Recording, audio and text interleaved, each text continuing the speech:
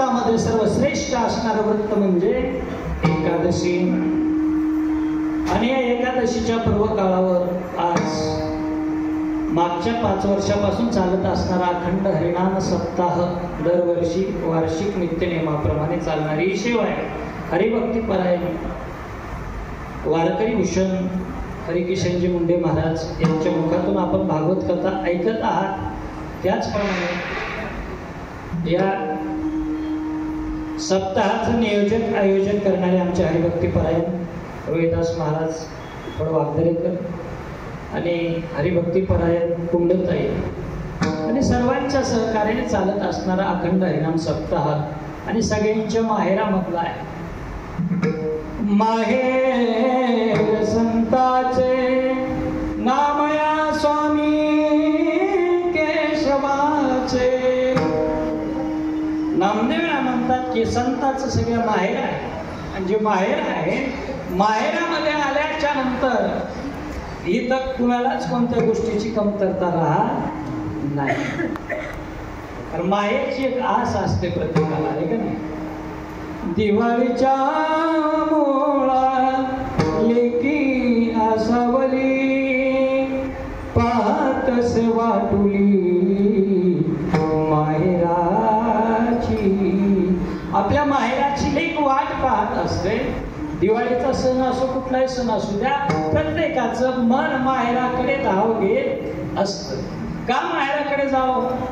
माहेराकडे गेल्याच्या नंतर एक गोष्ट होते की आपल्या मनातली प्रत्येक इच्छा पूर्ण होत असते माहेरामध्ये. काय सांगतात, कालळे आचलळे सरती मनोरथाचे मनोरे पुरती माहेरे श्रीमंत होती तू मायेशी. माझ्या पांडुरंगासारखा माहेर जर ज्या ठिकाणी असेल बाप, रुक्माई मातेसारखी माय असेल, कुंडलिका यासारखा भाऊ असेल, चंद्रभागा मातेसारखी बहीण असेल तर त्या माहेरामध्ये कुणाला काही गुण पडणार नाही. म्हणून आपण भूवैकुंठ पंढरी क्षेत्राच्या ठिकाणी आलेलो आहोत आणि सर्वांचं सद्भाग्य असं आहे की एकादशीच्या दिवशी आपण सेवा करतोय. विठाला विठ्ठला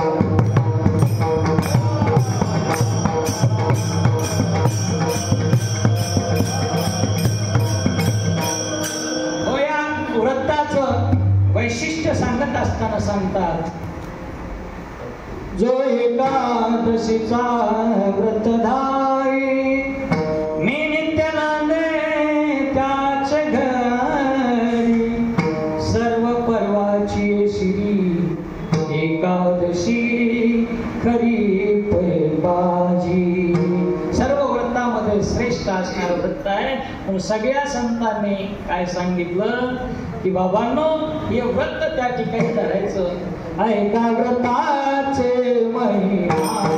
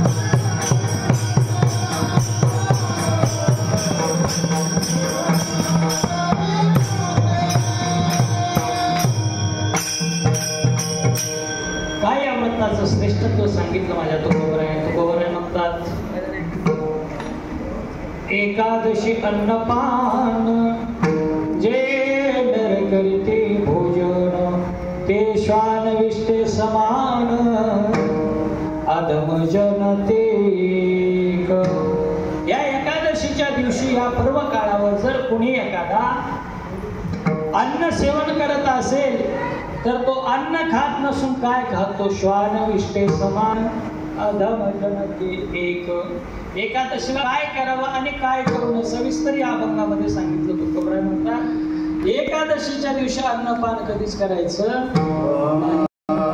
एकादशी अन्नपान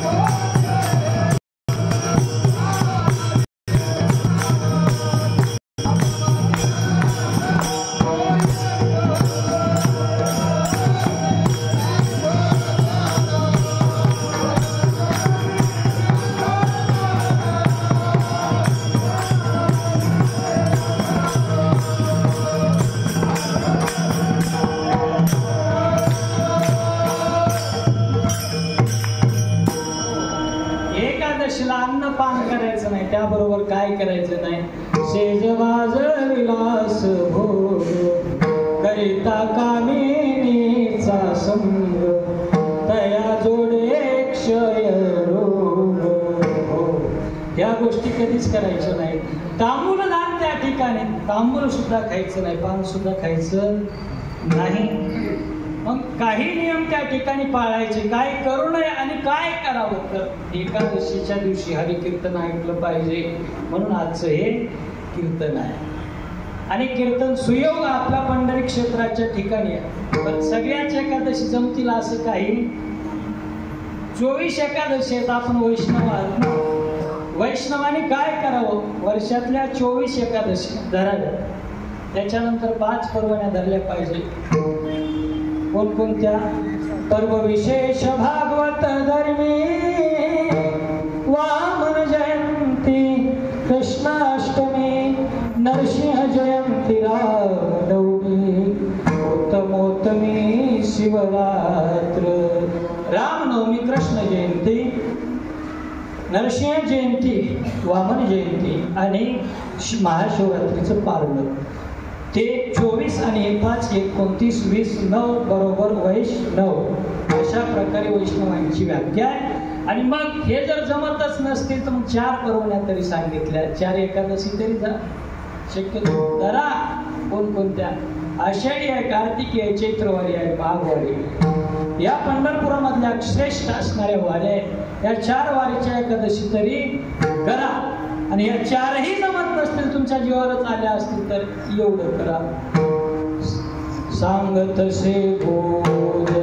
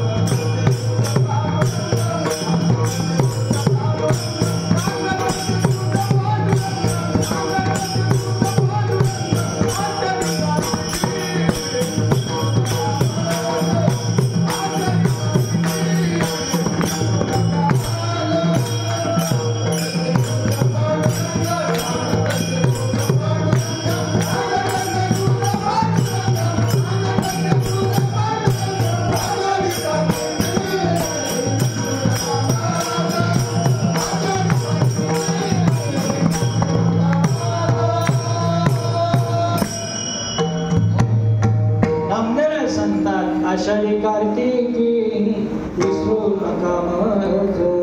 सांगत से गुज पांडुरंग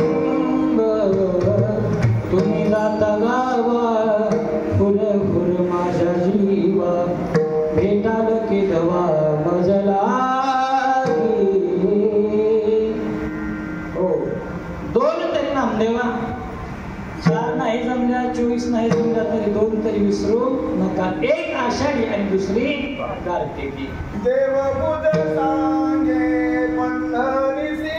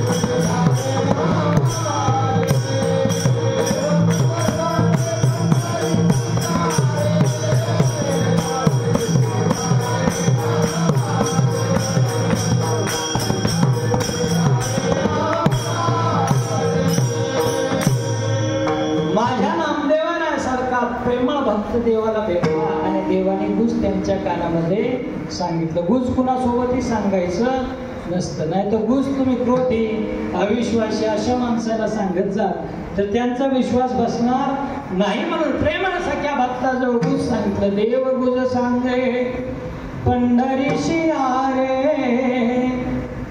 प्रेम गीत घ्या रे नाम वाचे. वाचन प्रेमानं चित्ताच्या ठिकाणी भगवंताचं नाम धारण करा. देवाने गुज सांगितलं म्हणून आपण सगळे आलो. त्या परंपरेचे पायिक असणारे आपण आहोत. पंढरी क्षेत्राच्या ठिकाणी आलोय, वारी करतोय. साधू संतांनी सांगितलं आम्हा व्रत एकादशी देव केशव तीर्थ तुळशी आणि करी नोवा साधन अमुचा विषय हरी कीर्तन. आमचा दुसरा विषयच नाही, आमचा हरी कीर्तन हाच विषय आहे. त्या या ठिकाणी हरी कीर्तनाची सेवा आहे.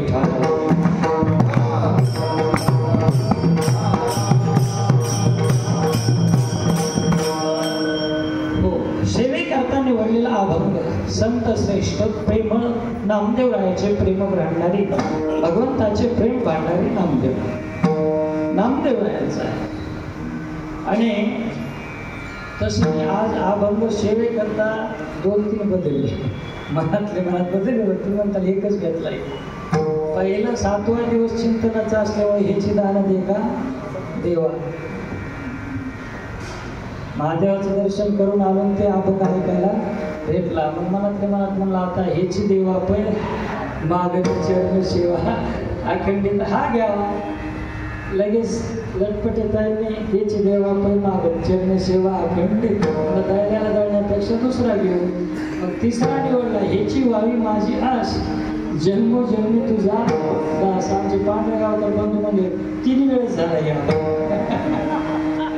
आणि मग चौथ्यानं गुरुजींनी सांगितलं मागणीच घ्यायची का.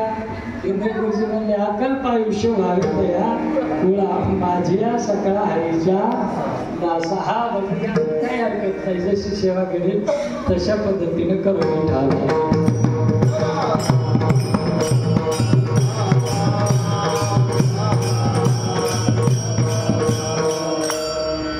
ऐका,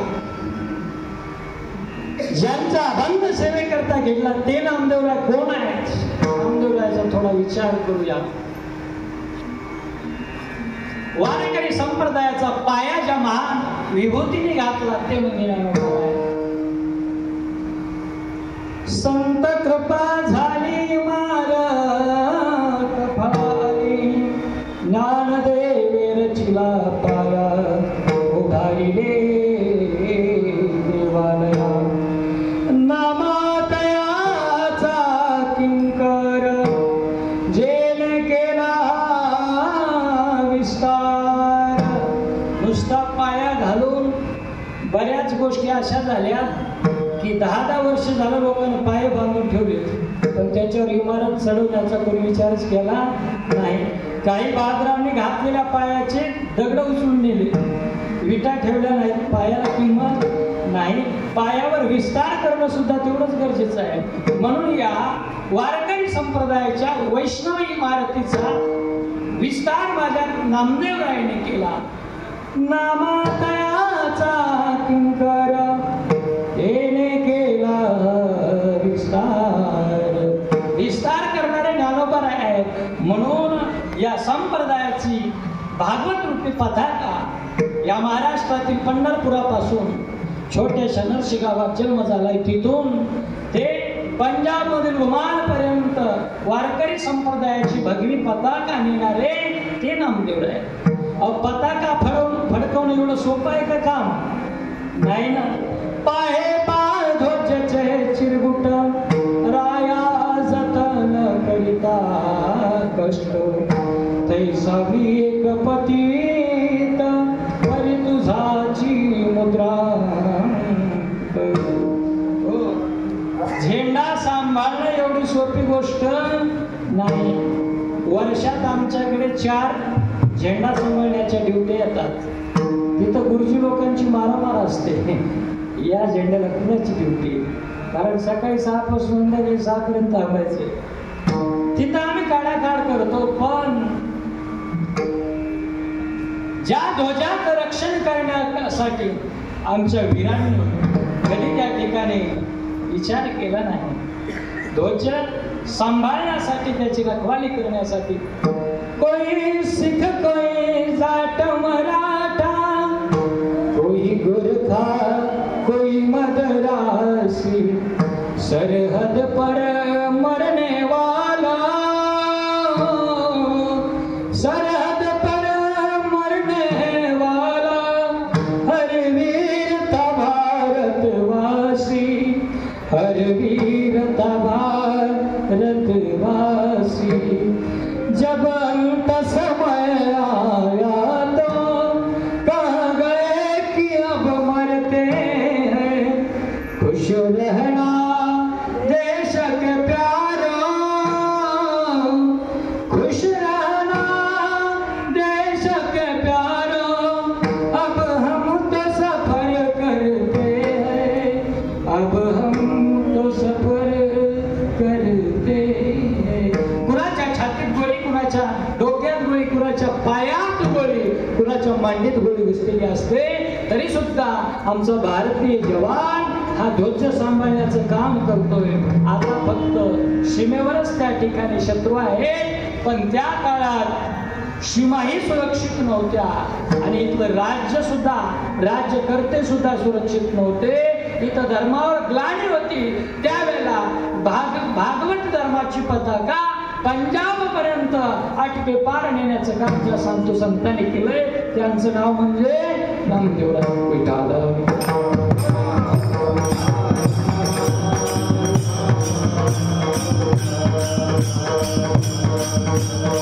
बघा कोण नामदेवराय. ऐका, नामदेवराय तीर्थयात्रा करत आले आणि तीर्थयात्रा करून आल्याच्या नंतर महाशिवरात्रीचा दिवस आहे आणि महाशिवरात्रीच्या दिवशी हिंगोली जिल्ह्यात औंढा श्री क्षेत्री भगवान नागनाथाचं मंदिर आणि त्या नागनाथाच्या मंदिरामध्ये पहाटेच नामदेवराय ज्ञानोबाराय सारखे साधू संत त्या ठिकाणी उतरले आणि पूर्वाभिमुख असणारं ते मंदिरामध्ये गजर चालू केला आणि गजरामध्ये टाळ मृदंगाच्या साथीत लावणी मृदंग श्रुती टाळ घोष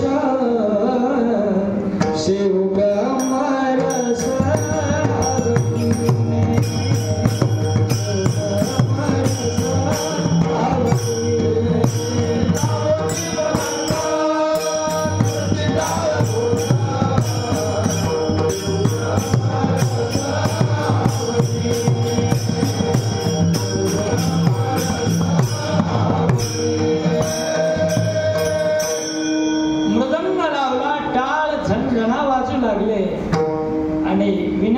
सप्त स्वरामध्ये त्या ठिकाणी भजन चालू केलं.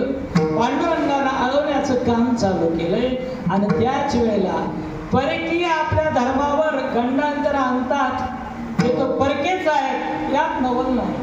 पण आपल्याच धर्मामधली मंडळी ज्यांना आपण भूदेव म्हणतो, नामदेवरायाचं कीर्तन आहे, त्या कीर्तनामध्ये काय कमतरता उणीव कशाची आहे. नामदेव कीर्तन करी पुढे देवनाचे पांडुरंग जनी मने ज्ञान देवा बोला मंग. नामदेव कीर्तन करी पुढे देवनाचे पांडुरंग साधू या संतांनी देवाला धरले मंगटी काय झाले म्हणून दचकले जगदेटी. नामदेव कीर्तन करी पुढे देवनाचे कीर्तन, त्या कीर्तनामध्ये भर आलेला गर्दी तुफान. त्या महाशिवरात्रीच्या दिवशी भगवान नागनाथाचं दर्शन घेण्यासाठी तुडुंब गर्दी झालेली. मुंगीला सुद्धा आत शिरायला जागा नाही. अशाच वेळेला रुद्राभिषेक करण्यासाठी ब्राह्मण मंडळींनी काय केलं, खांद्यावर घागरी घेतल्या, पंचपात्र घेतलेला, फुलपात्र फुलं घेतलेले, दार पूजेचं साहित्य षोडशोपचार घेतले आणि भगवान नागनाथाची पूजा करण्यासाठी ती मंडळी आली. परिणाम त्यांना आत यायला जागाच नाही. त्यावेळेला त्यांना कळलं की आज आपली डाळ शिजत नाही. नामदेवाच्या कीर्तनामधली गर्दी आपल्याला आज शिरकू देत नाही. आपण काय करावं. कसे बसे आत आले आणि नामदेवरायाला गचांड्यात देत बाहेर काढलं आणि सांगितलं काय कीर्तनाला लोकांची डोके उठवली. कीर्तनाला डोके उठवत नसतात. कीर्तन हे परिवर्तनाचं साधन आहे. मग तुझं ते कीर्तन देवाला आवडत नाही. आज बेल आवडतोय देवाला, रुद्राभिषेक आवडतोय, जा आणि नामदेवरायाला काढून. माझ्या नामदेवरायाच्या डोळ्यामध्ये घळाघळा अश्रू आले आणि नामदेवरायांनी त्या ठिकाणी देवाची आळवणी केली पांडुरंगा.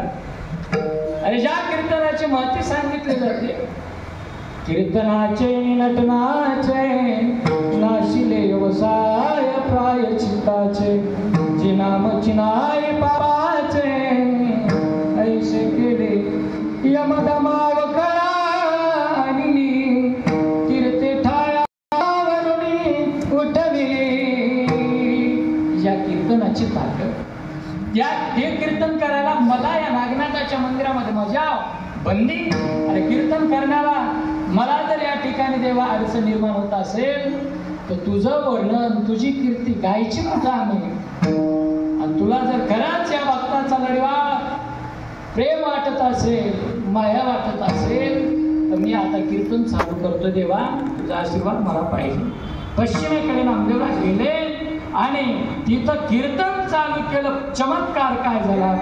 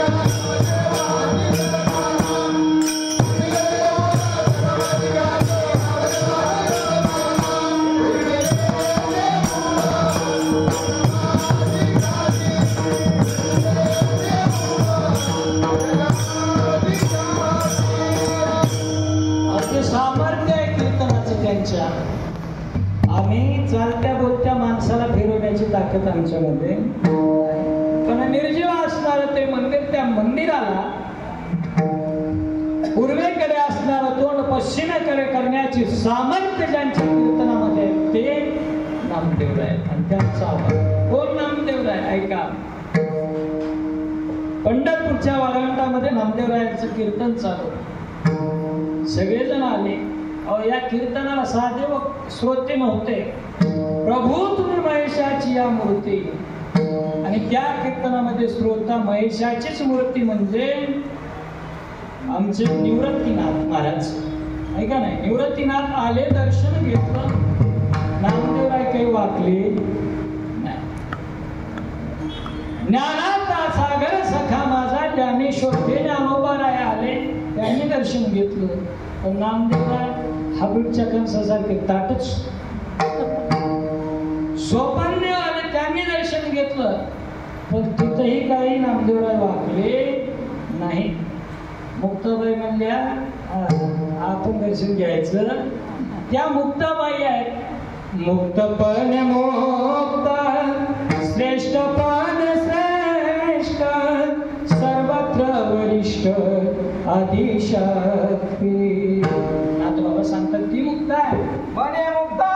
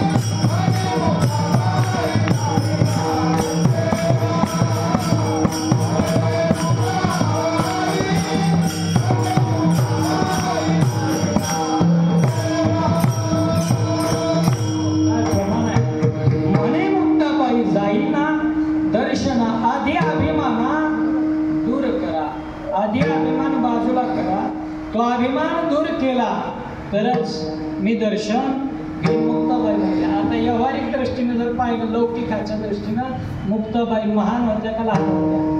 यांच्यापेक्षा चारी भावंडांमध्ये मुक्ताबाई लहान, पण मुक्ताबाई या आदिशक्ती आहेत. आदिशक्ती मुक्ताबाई दासी जनी लागे पाय. आदिशक्तीचा अवतार असणाऱ्या मुक्ताबाई दर्शन घेणार नाही म्हटल्या आणि मग परीक्षा झाली गोरोबाब काकाच्या घरी. नामदेवरायला कच्चं ठरवलं. तिथून पळत नामदेवराय देवापाशी आले. देवाला सांगितलं सगळे देवा दाराच्या आड मुंडून मारलं तर मला काही वाटलं नसतं. सगळ्या सभेमध्ये आज माझा अपमान झाला सगळ्यांच्या समोर. मला कच्चं ठरवलंय. देव म्हणजे हो कच्चाच आहेस. कारण लोह परिसाची नसावी उपमा. लोह आणि परिसाची उपमा सद्गुरूला देता येत नाही. सद्गुरूकडे जाय अगोदर कोणत्या नागनाथाच्या ठिकाणी गेले. तिथून त्यांनी बोध घेतला आणि बोध घेतल्याच्या नंतर मग त्यांची दृष्टी अशी बनली. कशी बनली? हे समस्त ही श्री वासुदेव ऐसवतीला प्रतिती रसाचा भाव. अशी दृष्टी बनली. जे जे दिशे भूत ते ते मानी जे भगवंत. मग पुत्र आलं त्यावेळेला हाती घेऊन तो पाची उभारली. हाती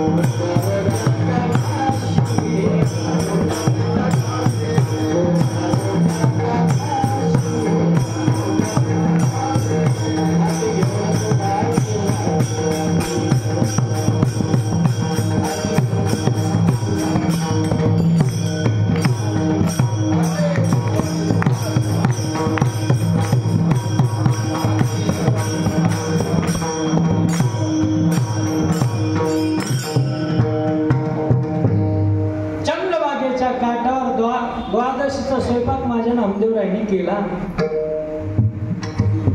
मामा स्वयंपाक करून बसला. श्वान रूपे विठ्ठल आला. रोटी घेऊन पळाला. श्वान रूपे विठ्ठल. त्यावेळेला माझ्या नामदेवरायांनी देवा कोरड्या रोट्या का खाताय? तुमच्या पोटात दुखल त्याला काहीतरी लावा ना म्हणून तुपाची वाटी घेतली. आपण वाटी घेतली नसती काय घेतलं असतं? काठी. म्हाताऱ्याच्या हातातली काठी घेतली असती त्या देवाला नाही बघून काढला असतं. कुत्र्यामध्ये देव पाहणारा माझा नामदेवराय आणि त्या नामदेवरायाचा आज अभंग. आणि ते नामदेवराय म्हणतात देवा मागणी मागतात देवाकडे. आणि मागणी मागत असताना एक गोष्ट केली पाहिजे. आपण मागणी मागताना कुणाकडे मागा? आता एखाद्याला तंबाखू आणि चुना नाही. माझ्यासारख्याकडे आला महाराज सूर्यछाप जर्दा आहे आपल्याकडे. बाबा छाप चुना नाही बरं द्या. काय उपयोग आहे का? कारण मी कधी शिवलं. ज्याच्याकडे काहीच नाही अशाला मागायला गेला तर ती काही इच्छा पूर्ण होणार. दुसरं एखाद्याकडे आहे बाबा पण महाकंजूस आहे. ते मला सकाळी मागायला मार्केटला मी जाणार नाही. दुकान येतो नाही. थोडीशीच आहे ती मला दिवसभर पुरवायला लागते. मी तुला देणार. अशाकडे मागितलं तरी त्याची इच्छा पूर्ण होणार नाही. म्हणून मागणी मागायची. दुसरी म्हणतात दानशूर आहे उदार आहे. अशाकडे मागणी मागावी. नामदेव आहे मागणी मागतात कुणाकडे? तुझे अवदार्य जाणो स्वतंत्र देतान मनसे पात्र पात्र. कैवल्य ऐसे पवित्र वैयाही मोक्षुदराला दुखीर हो. तोही आराधी तुझे पाय म्हणून धारी सीतेत जाय पायी को जैसा. तू आसन कादिकाचे माने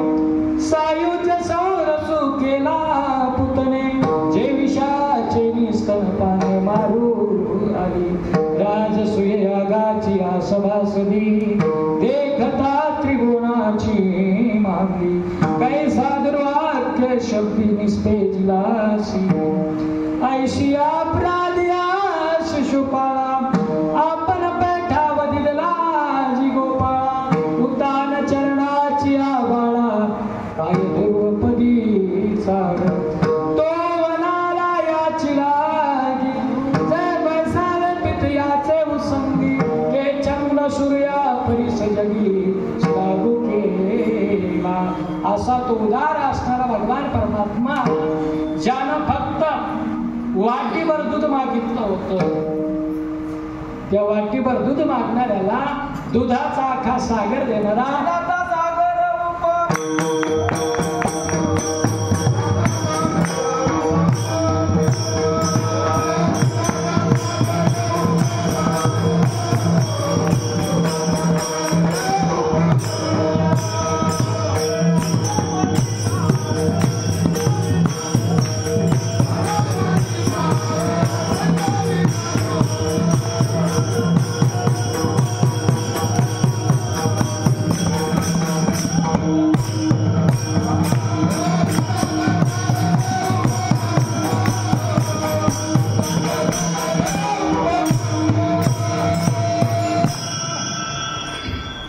दाता देण्यासाठी तयार आहे. मग अशा दात्याकडे मागणी मागत असताना विचारपूर्वक मागणी केली पाहिजे. संत ज्या ज्या वेळेला मागणी मागतात ना स्वतःसाठी कधीच मागत नाही.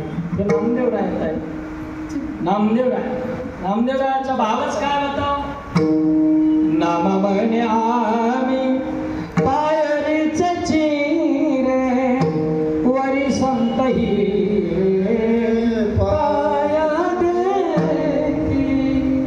आम्ही संतांच्या पायाखालची चिरे आहोत, डोळा संतांच्या रजकणाची चरण रज्याची अपेक्षा करणारे नामदेवराय. ते नामदेवराय आज मागणी जे मागतात ती फक्त काय म्हणतात, आमचं हरिदासाचे जे कुळ आहे ना त्या हरिदासाच्या कुळातील त्या संपूर्ण कुळाला काय दे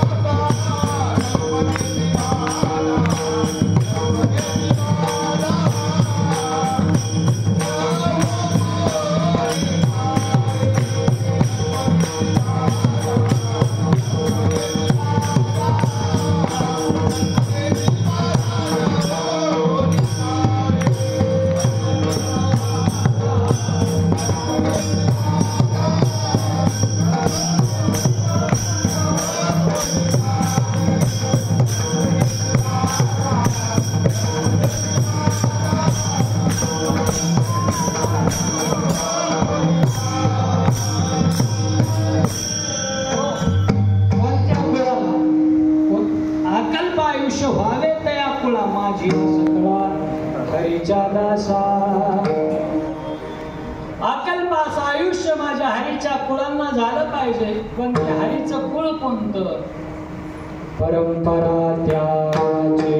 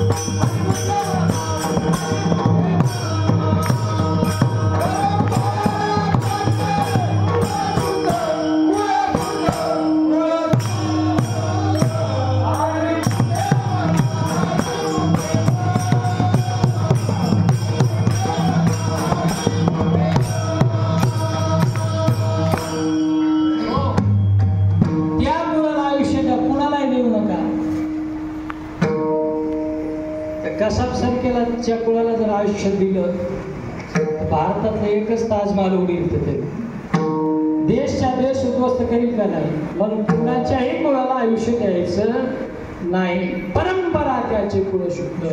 त्याची परंपरा कशी असायला पाहिजे, परंपरा सांगितली.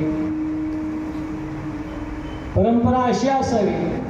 अमृत एकादशी देव केशवतीत तुळशी आदि गणेनोबा सागर विषय हरिकीर्तन संत संग निरंतर प्रेम धन हे भांडार विनवी नामयाचा नारा आमुची ऐशी परंपरा.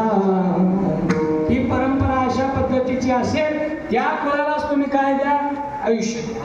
म्हणजे परंपरा त्याचे कुळ शुद्ध. ती परंपरा अशी असायला पाहिजे. नाही तर परंपरा माझ्या तुकोबरायसाठी असायला पाहिजे. कशी तुकोबरायची परंपरा आहे का? विश्वंभर बाबा तुकोबरायच्या अगोदरच्या 8व्या पिढीपासून पांडुरंगाची मूर्ती अमराईमध्ये देवच्या प्रकट झाली त्यांच्या भक्तीला पाहून. एका महिन्यात 16 वाऱ्या इतकं नितांत प्रेम त्या ठिकाणी करणारे त्या विश्वंभर बाबासाठी त्यांची ती भक्ती पाहून भगवान पांडुरंगाने सांगितलं, विश्वंभर बाबा इतक्या वाऱ्या शक्य आहेत का? देऊ कुठं, पंढरपूर कुठं, सारखं तुम्ही येण्या जाण्यामध्येच बेजार होताय. तुम्ही आता यायची गरज नाही. तुमचं भजन, तुमची वारी मला भावली. आता मी काय करतो, मीच तुमच्या घरची वारी करतो. म्हणून देऊला अमराईमध्ये प्रसिद्ध होणारा पांडुरंग, ती परंपरा पाहिजे. त्या विश्वंभर बाबा आणि अमाई मातेच्या पोटी हरी आणि विठोबा नावाचे 2 मुलं झाले. भारतीय या महाराष्ट्रामध्ये धर्म टिकवण्यासाठी सैन्यामध्ये दाखल झाले. हरी लढाईमध्ये हरी आणि विठोबा दोघे दारातील पडले. पण विठोबा महाराजांना संतान नव्हतं आणि हरी महाराजांच्या ज्या पत्नी आहे त्या पत्नीच्या उदरामध्ये एक अंकुर वाढत होता. दोघे पती त्या ठिकाणी मृत झाल्याच्या नंतर पत्नीने विचार केला की आपणही आता सती जावं, सहगमन करावं. त्यावेळेला अमाई मातेनं सांगितलं, अहो तुम्ही सती जायला हरकत नाही, पण ज्या अंबिल्याच्या घरचा वंशज तुमच्या उदरामध्ये वाढताय, तुम्ही सती जाऊ नका. हरी महाराजांची पत्नी सती गेली नाही. पुढं हरीचा पदाजीचा शंकर, शंकरचा विठोबा, विठोबाचा कान्हया, कान्हयाचा बोलोबा, बोलोबाचे तुकोबा. अशा प्रकारची परंपरा. आणि अशा परंपरेमध्ये जर एखादा माणूस वाढत असेल तर तेच कुळ धन्य आहे, तेच कुळ पवित्र आहे. तुका बने कोटी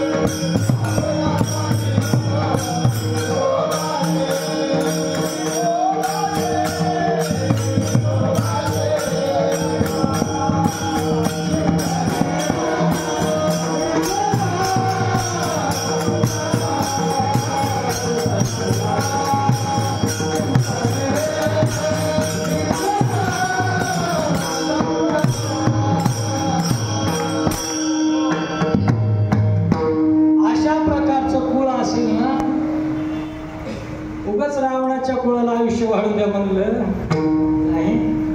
रावण श्रेष्ठ होता पण कुळ आणि कर्म श्रेष्ठ नव्हतं. रावणाचं वर्णन केलंय. काय वर्णन आहे रावणाचं?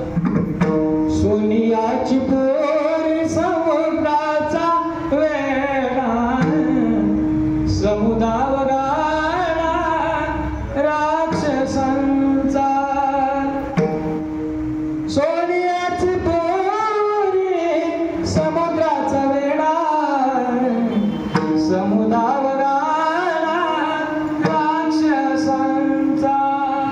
सोन्याची पुरी आहे, समुद्राचा वेडा आहे, 80,000 पत्नी आहेत, इंद्रजितासारखा मुलगा आहे, कुंभकर्णासारखा भाऊ आहे, मंदोदरी सारखी पत्नी आहे, पण तरी तयाच्या कुळाला अकल्प आयुष्य वाढावं असं मानणं नाही. मग कोणत्या कुळाला अकल्प आयुष्य वाढावं? तुका म्हणे कोटी कुणीते कुणीत भावे गाता गीत विठोबाचे. माझ्या विठोबाचं जे रात्रंदिवस भावयुक्त भजन करतात ना, अशा कुळांना तुम्ही काय केलं पाहिजे? त्यांच्या आयुष्याची वृद्धी करा. कारण ते धर्माचं रक्षण करतात, नामाचा विस्तार करतात, साधू संतांची पूजा करतात. म्हणून अकल्प आयुष्य व्हावे तया कुळा माझी सकळा हरीच्या दासा.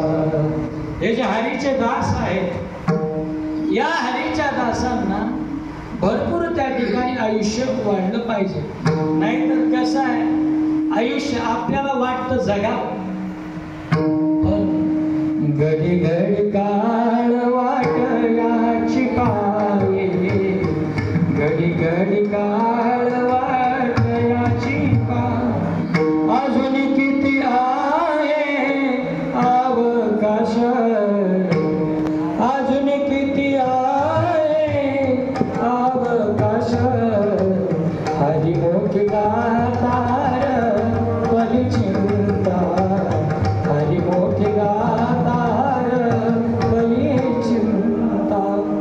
आयुष्य आयुष्य मोजावया बैसला मापारी, तुकाल व्यवहारी संसाराचा नेईल वळणे ठाऊक नसता. न राहे दुच्छिता हरी विना. देवाशिवाय राहू नका. कधी आपलं आयुष्य संपले सांगता येईल?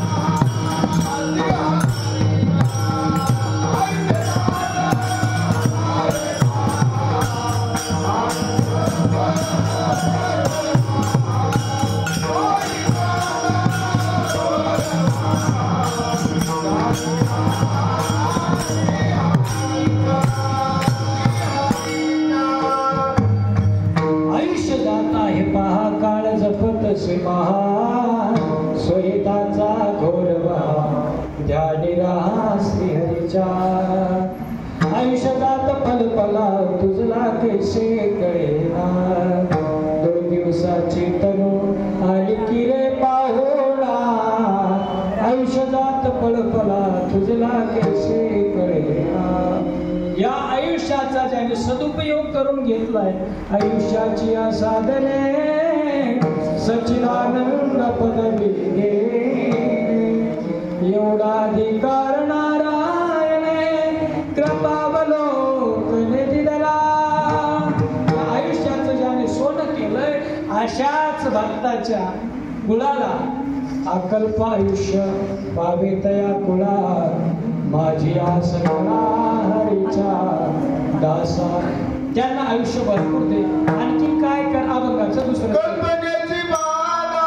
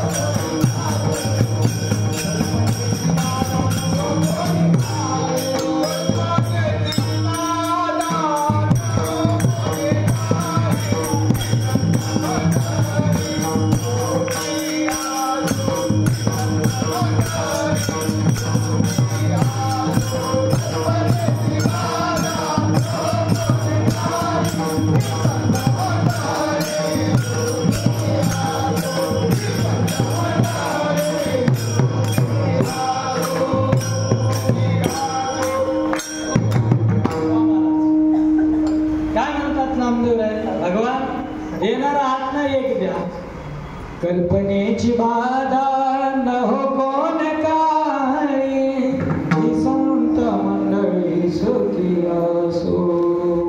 ही या मृत्यू लोकात एक न्याय आहे. या मृत्यू लोकांमध्ये सगळं पाहायला मिळत तर सुख नावाची गोष्ट पाहायला मिळत नाही. मृत्यू लोकी सुखाची कहाणी ऐकी जैल कवनाचे श्रवणी कैस सुख निद्रा अंतरुणी इंगळाच्या. खैराचे लाल गोळे केलेत आणि त्याच्यावर झोपायला सांगितले तुम्हाला. लाल खवखवीत असणारे निखारे इंगळाचे आणि त्याच्यावर झोपा म्हटलं तर सुखी का. उदबत्तीचा चटका इथं सहज होईना आणि त्या इंगळाच्या बाजीवर झोपायचं शक्य आहे का. हे जसं शक्य नाही तसं मृत्यू लोकी सुखाची कहाणी ऐकी जेव्हा कवनाचे श्रवणी ऐकायला सुद्धा मिळत नाही. म्हणून भगवान तुम्ही सुखाचे सागर आहात. सर्व सुखाचे आगर बाप कुमार देवी वर घालू तयावरी भार. हो घालू तयावरी भार. देव सुखाचा सागर. देव सुखाचा सागर. हो सर्व सुखाचे आगर मन नरहरी सोनार. सर्व सुखाचे आगर जनी मने सारंग. तुका म्हणे काही न मागोनी तुझे पायी सुख सर्व आहे. देवा तू सुखाचा सागर आहेस ना म्हणून एक कर ही संत मंडळी सुखी असो. सुखाचा सागर तुम्ही आहात आणि म्हणून या संतांना तुम्ही काय करा सुख द्या. दुसरी गोष्ट कल्पना. कल्पना दोन प्रकारची. कल्पना म्हणजे विचार. चांगला विचार असेल चांगला विचार कोणाकडे संतांकडे. सारा सार विचार करा उठा उठी नाम धरा कंठी विठोबाचे. हा संतांनी दिलेला आम्हाला सार विचार सार कल्पना. पण मिथ्या कल्पना जी असते पुढी कल्पना जी असते ती काय करते अधोगतीला नेते. म्हणून तुकोबा राय म्हणतात सारी कुडी कल्पनेची वाट मार्ग आहे नीट पंढरीचा. वाईट कल्पना वाईट विचार आला एकदा. सीता मातेला काहीच कमी नव्हतं पण पंचवटीमध्ये असताना तिच्या डोक्यामध्ये एक विचार आला सीता मातेचा. काय विचार आला. मृग तोच्या अति कोवळी हे मरत्ने मुक्ता फळी. मृगाची त्वचा अशी चमचम चमचम चमकत होती. सोन्यासारखे सोन्याचा जसा रंग आहे तसे केस उभे दिसायला लागले आणि त्याच्यावर मोती चकाकत होते. हे हरिण आमच्या सीता मातेनं पाहिलं आणि कधीच प्रभू रामचंद्रांना काम सांगितलं नव्हतं आणि त्यावेळेस मातेच्या मुखातून उद्गार निघाले. अयोध्या प्रवेश वयास उरली असती शनमास मज कंचुकीची बहुत आस तुम्ही उदासन व्हावे. प्रभू 13.5 वर्षाचा काल या झाडाला मिठी मारण त्या झाडाखाली बस ह्याच्यातच गेलाय. आता 6 महिने फक्त उरले अयोध्या जायला. येथोनिया अयोध्या प्रवेश वयास उरली असती शनमास आणि मज कंचुकीची बहुत आस. या हरणाच्या कातड्याची चुळी शिवावी असं मला वाटतं. तुम्ही आता उदास होऊ नका. ही कल्पना आली आणि बाईचे 6 महिने अशोकवनामध्ये जाऊन पडली. रामाला शेवटी अनन्य भावानं शरण गेल्याच्या नंतर सुटका झाली. म्हणून कल्पनेची बाधा न हो कोण काळी ही संत मंगळी सुखी असो. याही पेक्षा नामदेव म्हणतात देवा अहंकार फार वाईट आहे.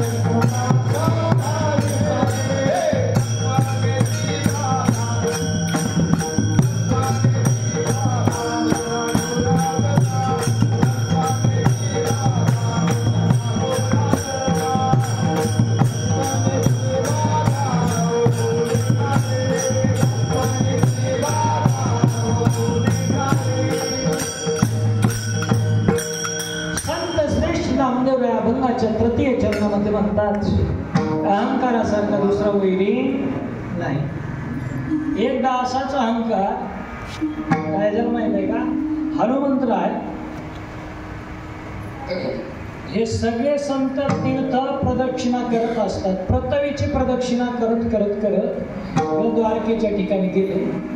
द्वारकेच्या समुद्रामध्ये तिथं स्नान केलं हनुमंतरायाने आणि तिथं हनुमंतराय भजन करत बसलेले. हरे राम राम राम सीताराम राम राम, हरे राम राम राम सीताराम राम राम, सीताराम राम राम सीताराम राम राम, हरे राम राम राम सीताराम राम राम.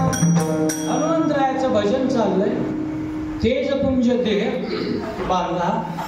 तुझ्या काही मंडळीनं, ब्राह्मण मंडळीनं, अरे बोल चतुर दिसायला लागलंय, सुदृढ दिसतंय, वानर हुशार दिसतंय असं जाणलं. हनुमंतरायाला काही प्रश्न विचारू लागले. ते हनुमंतराय संत मनाला येईल तसं करत असतात, कुणाच्या अधीन बांधील नसतात. हनुमंतरायाने एकही उत्तर दिलं नाही. आणि तिथून उठले हनुमंतराय आणि भगवान श्रीकृष्णाची बगीचा होती त्या द्वारकेमध्ये, त्या झाडावर गेले आणि जसं अशोकवनामध्ये काम केलं होतं का नाही तेच काम चालू केलं. फळ खायचं आणि जे रक्षक आहे त्यांना फेकून मारायचं असं. एवढंच नाही, फांदी धरायची, झटका दिला की फांदी मोडायची, शेपटीनं झाडं कुठून टाकायचं. सगळे रक्षक गेले कुठं, भगवान श्रीकृष्णाकडे. आम्ही सांगितलं भगवान एक वानर आले. वानर कळत नाही का त्या बाबाला, न सांगता तो माकळ येती अंतर, विश्वी विश्वंभर परिहार चिन्ह लगे. परमात्म्याने सांगितलं त्यावेळेला, सांगितलं आपल्या बागेचं नुकसान करणारे एक वानर आलंय. तिथं समोर गरुड होता. गरुडाला सांगितलं श्रीकृष्णाने, जा गरुडा. गरुडाने एकदा अहंकार केला होता देवाच्या समोर, त्याचा बदला घ्यायचा होता थोडा देवाला. गरुडाला सांगितलं जा त्या वानराला पकडून आणा. गरुड फुगला. गरुड म्हणला देवा मी नुसता पंख असे खालीवर केले तर आकाश वरच्या वरी पृथ्वी खालचे खाली करतो.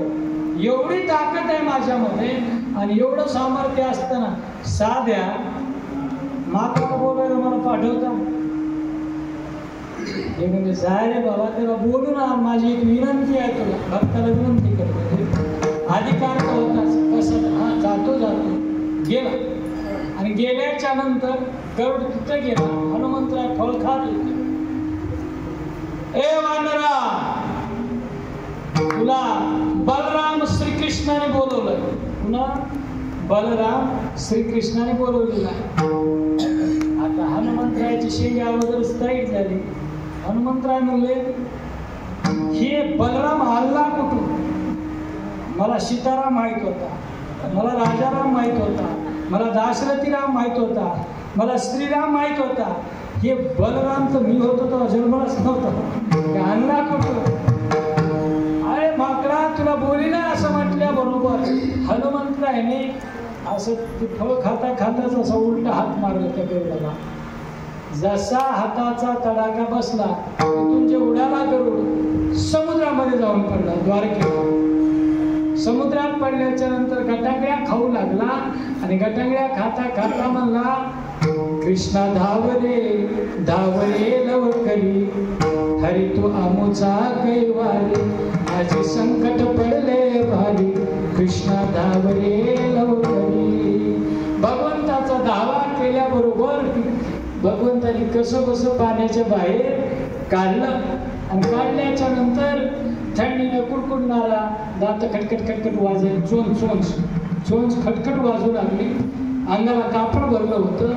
लपत लपत अपमान झालेला हनुमंतरायाकडे जाताना मला एवढूशा वानर आला बोलवायला, एवढा मोठा पठ्या मला पाठवत असते तो देवाला आला आणि चोपून देवाला काय दिसत नाही. सगळ्याच्या डोळ्यामध्ये ज्याचं तेच आहे. गरुड कसाही आलाय, कुटुंबान खाली घाललाय, कुठे लपलाय सगळं दिसून लागलं. पण पाहून न पाहिल्यासारखा देव करत होता. खाली मान घालून मोडक्या मोडक्या हसत होता. मग गरुडाला थोडस पुढे येऊ दिलं आणि विचारलं भगवान श्रीकृष्णाने, हा सांगा गरुडची कुठे आहे ती माकडे, कुठं बांधून ठेवले त्याला सांगा. हे खाली मान घातली म्हणून कशाचं बांधणं आलंय, नाही सांगा तुम्ही कुठे ठेवले. काखेत लपून ठेवलं त्याला यावेळेला, का पंखात लपून ठेवलं त्यावेळेला. आपले कान धरले गरुडाने आणि सांगितलं देवा मस्करी बंद आता. मी ज्याला सामान्य वानर त्या ठिकाणी समजलो होतो तो सामान्य वानर नव्हता. तो कोण होता? रामदूता तुलित बलधामा अंजनी पुत्र पवन सुत नामा. राम श्रिया राम श्रिया राम जय जय राम. श्रिया राम श्रिया राम जय जय राम. श्रिया राम श्रिया राम जय जय राम. श्रिया राम श्रिया राम जय जय राम. त्यावेळेला भगवान श्रीकृष्णाने सांगितलं, बाबा गरुडा, माझ्या सोबत जरी राहत असला असं कोट्यावधी जन्म जरी घेतले आणि अहंकाराची गाठ जर तुझी सुटली नाही ना, तैसा चित्ती ते ठावो जीवे सकळ शास्त्रांचा सराव. ऐसे निकोटी जन्म जन्म जाओ तरी मी न पविजे त्या ते. कोट्यावधी जन्म घेतले तरी मी अहंकार ज्याच्याकडे आहे त्याला सापडत नाही. नवल अहंकाराची गोटी विशेष न लगे अज्ञानाचे पाठी. सज्ञानाचे झोंबे कंठी नाना संकटी नाचवे. म्हणून नामदेवराय म्हणतात, अहंकाराचा वारा न लागो राजसा माझी विष्णुदासा भाविकाशी. कल्पनेची बाधा न कोणी काळी ही संत मंडळी सुखी असो. अहंकार लागू देऊ नका, कल्पनेची बाध होऊ देऊ नका असं भावी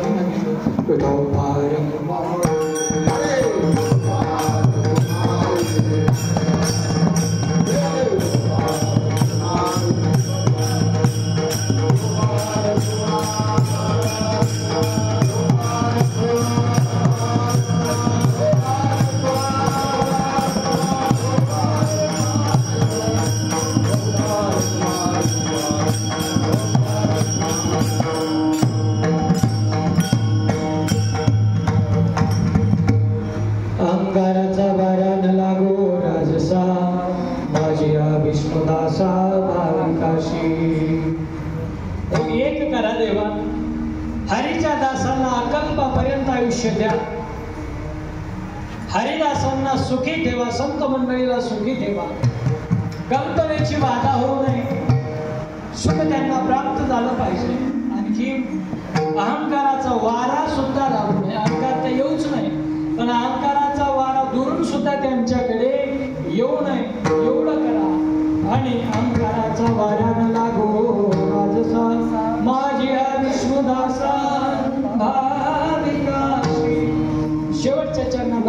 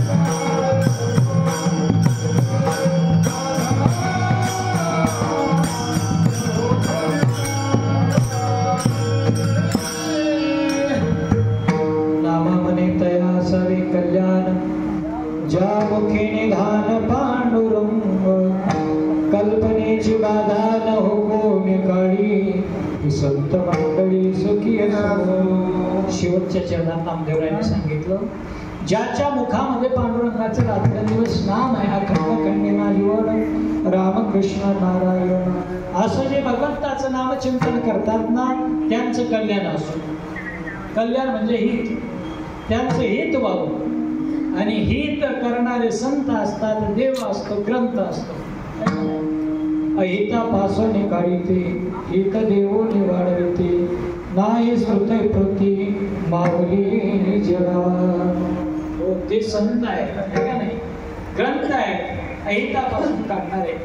वेद शास्त्र पुराण जसे संत सुद्धा हितच करत असतात आणि देव सुद्धा हित करतो. म्हणून एका संताने देवाकडे सद्भक्तासाठी, हरिदासासाठी त्यांचं कल्याण व्हावं ही शेवटच्या चरणामध्ये अपेक्षा व्यक्त केली.